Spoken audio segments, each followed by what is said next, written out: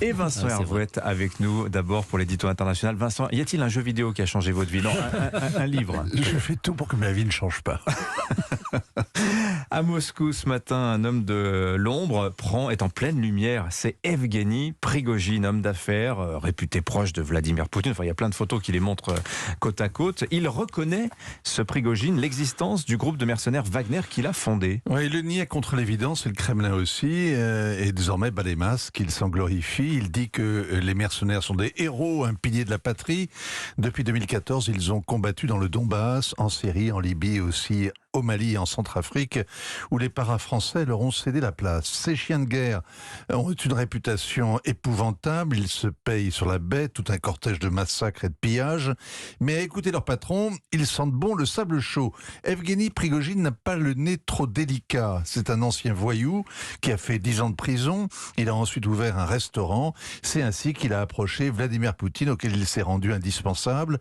Le cuisinier de Poutine, c'est le surnom, il a fait fortune avec les marchés publics, des cantines, les crèches, les écoles, les casernes. Et il a fait carrière dans l'arrière-cuisine du GRU, le service de renseignement militaire. Il a monté des usines à trolls, des agences de désinformation. Il a aussi recruté une armée de 4000 hommes formés dans les camps des forces spéciales. Des unités d'assaut lancées en première ligne, mais sans existence légale. Une armée fantôme évoluant dans une zone de non-droit. Le Kremlin n'avait pas de compte à rendre. La guerre qui fait 0 mort, c'est une illusion qu'aiment tous les pouvoirs. Mais alors désormais, c'est bas les masques. On dirait que Prigojine est en campagne électorale. Il y a 8 jours, l'homme de l'ombre se fait filmer dans un pénitencier où il enrôle des taulards pour l'Ukraine. À la veille du week-end, autre vidéo, on le voit débarquer d'un hélicoptère et tenir à 3 heures du matin une réunion d'état-major avec des mercenaires qui somnolent. On s'étonne qu'il n'ait pas cousu des étoiles de généralissime sur sa vareuse. À quoi riment ces mises en scène? Eh bien, l'homme d'affaires se montre indispensable, peut-être qu'il se place ou qu'il se protège. On suppose une guerre des clans entre l'armée, les services secrets, le crime organisé. On spécule, on n'en sait rien. On imagine mal qu'il fasse cela sans l'accord de Vladimir Poutine. Au moins, en tout cas avec Wagner, les Russes voient des centurions et pas seulement des bidas en folie. Ouais, vous êtes prudent sur l'interprétation, en tout cas, de cette reconnaissance de paternité de Wagner. Autre information qui nous vient de Russie, c'est ce chiffre. 261 000 jeunes Russes auraient passé la frontière en 5 jours, Vincent. Chiffre officiel, hein. Et ces jeunes fuient la conscription.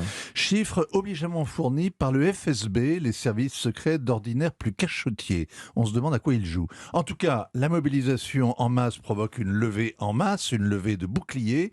C'est la nouvelle erreur du Kremlin. Voir des femmes assiéger des bureaux de recrutement pour empêcher l'armée de prendre leur mari ou leur fils. Eh bien, des conscrits ivres-morts et d'autres qui se mutilent, c'est un carnaval pacifiste. Il ne manque que le défilé des soudards, crosse en l'air, place rouge. Le contraste est saisissant avec l'Ukraine, où la société se militarise à l'israélienne et où le président ne quitte plus son t-shirt kaki. Wagner donc se met en scène et on est bien forcé de se demander si ce n'est pas le crépuscule des dieux. Magnifique chute. Merci, bravo Vincent.